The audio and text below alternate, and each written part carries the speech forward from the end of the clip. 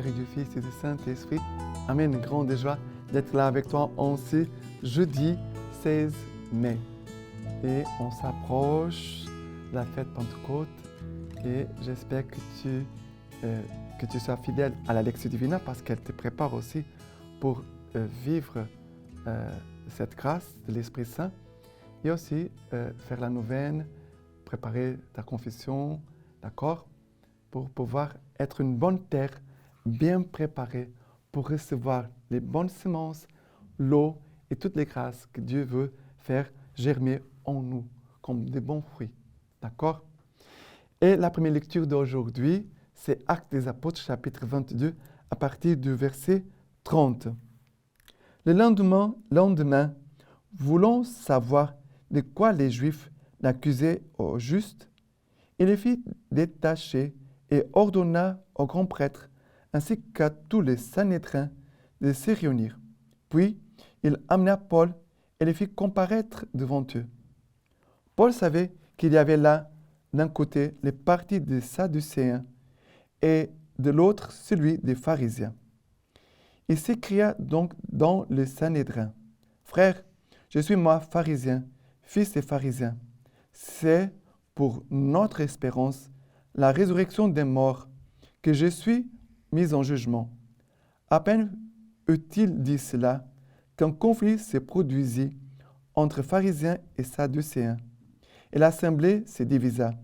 Les sadducéens disent en effet qu'il n'y a pas de résurrection, ni ange, ni esprit, tandis que les pharisiens professent l'un et l'autre. Il suivit donc une grande clameur. Quelques scribes du parti des pharisiens se levèrent et protestèrent énergiquement. « Nous ne trouvons rien de mal en cet homme. Ici un esprit lui avait parlé, ou un ange. » La dispute devenait de plus en plus vive. Les tribuns, craignant qu'ils ne misent Paul en pièces, firent descendre la troupe pour l'enlever du milieu d'eux et le ramener à la forteresse. La nuit suivante, le Seigneur vient les trouver et lui dit: « Courage, de même que tu as rendu témoignage de moi à Jérusalem, ainsi faut-il encore que tu témoignes à Rome. » Ici, on pourrait dire que Paul, il a été intelligent. Bien sûr que l'Esprit Saint, il nous aide, il inspire notre intelligence. La foi, c'est un acte d'intelligence. L'acte, ce n'est pas un sentiment. Je sens Dieu ou je ne sens pas Dieu. Non. La foi, c'est un acte d'intelligence. Dieu m'a donné la foi. La foi, elle est branchée sur notre intelligence. Et je crois, je peux croire, même dans les réalités que je ne vois pas. Et Paul, ici, il a été bien inspiré par l'Esprit Saint. Il va donner une bonne réponse là, devant le Sanhédrin, où il avait les Sadducéens et les pharisiens. Et Paul va dire une parole qui va faire la lumière entre les lumières. Cette parole que Paul va dire, elle va apporter la lumière. Et ceux qui sont de la lumière et ceux qui sont des ténèbres, ils vont se diviser, ils vont se séparer. Paul ne veut pas des disputes, des conflits, voilà, de la violence. Ce n'est pas ça le but de Paul, dire voilà, je vais essayer de trouver une façon de provoquer un tumulte. Non. L'intention de Paul, c'est de mettre la clarté, la lumière. Ceux qui sont du Christ, ceux qui sont de la vérité, écouteront ta voix, nous dit Jésus. Ils écouteront votre voix, ceux qui sont de la vérité. Mais ceux qui ne sont pas de la vérité ne vont pas écouter. C'est pour cela qu'il y a le conflit. Et Paul, regardez, bien faites attention, il a risqué sa vie parce que les tribuns craignaient qu'il ne mise Paul en pièces. Il fit descendre la troupe pour l'enlever du milieu d'eux et le ramener à la forteresse. Un danger de mort. Paul n'est pas quelqu'un qui fait des blagues. Non, il est en train de témoigner du Christ. Même au risque de sa vie, même en danger de sa vie. Et qu'est-ce qui se passe? Dieu vient et lui dit: courage. De même que tu as rendu témoignage de moi à Jérusalem, ainsi faut-il encore que tu témoignes à Rome. Ça veut dire que Dieu veut donner cette parole à nous tous. Et là, des situations qui sont difficiles, sont compliquées, même dangereuses. Mais Dieu nous dit courage. Il faut que tu témoignes encore une fois. Il faut encore rendre témoignage de Jésus. L'Esprit Saint veut nous communiquer ce courage et cette sagesse pour dire les paroles qui puissent aider le cœur à faire un pas.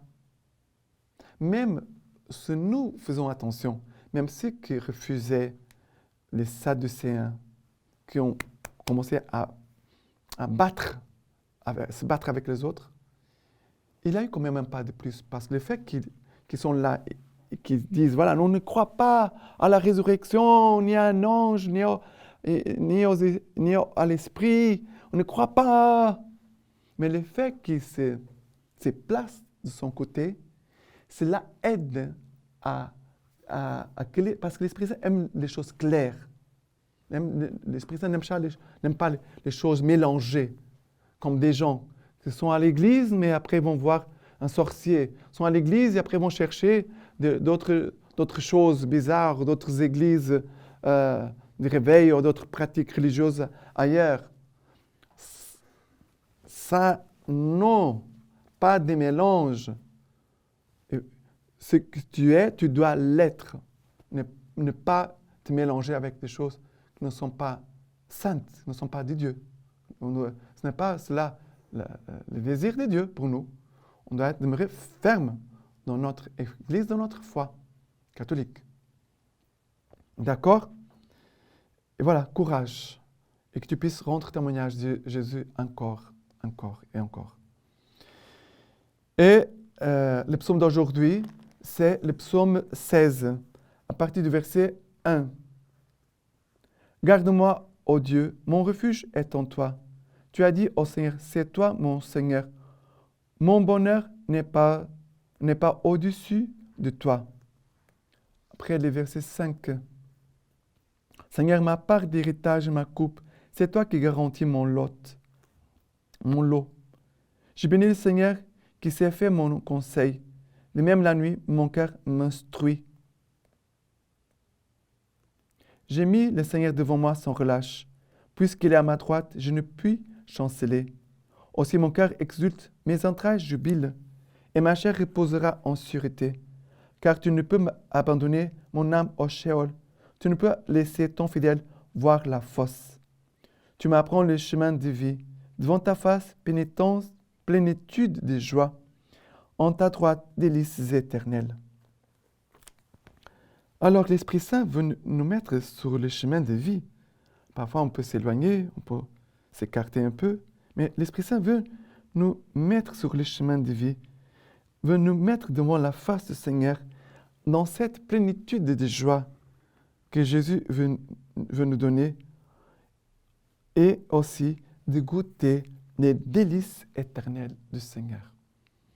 Voilà, et ce sont des grâces que le Seigneur veut nous faire goûter par l'action de l'Esprit Saint et que ce temps de Pentecôte qu'on va vivre puisse vraiment être un renouvellement, un goût renouvelé de la vie de prière, la vie d'adoration, dans les choses spirituelles, les choses de Dieu.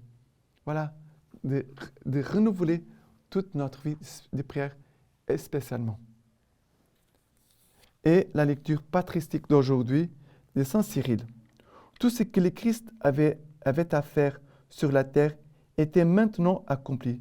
Mais il fallait absolument que nous devenions participants de la nature divine du Verbe. C'est-à-dire que nous abandonnions notre vie propre pour qu'elle se transforme en autre, qu'elle se transfigure pour atteindre la nouveauté d'une vie aimée de Dieu. Et cela ne pouvait se faire autrement que par union et participation à l'Esprit Saint. Et maintenant, je vous laisse la bénédiction par les mains toutes pures de la Vierge Marie. Dieu Tout-Puissant vous bénisse et vous garde, le Père, le Fils et l'Esprit Saint. Amen.